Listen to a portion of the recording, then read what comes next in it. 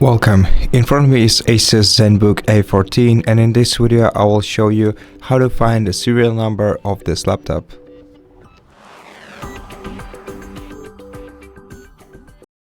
So the serial number is usually located on the back cover of your device, so what you have to do is close the lid and then turn the device around to find the serial number. And as you can see, in my case, serial number is located on a separate label I got right here.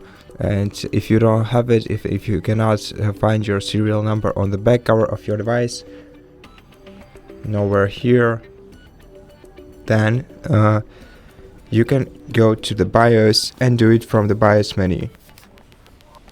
First of all, turn off your laptop, and when it's powered off, press the power button once and then start repeatedly pressing F2 key until BIOS menu appears on your screen.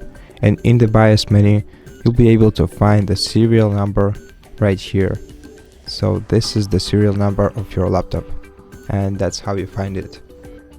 To exit this menu, just press Escape and click OK to quit without saving, and then you'll boot back into the Windows.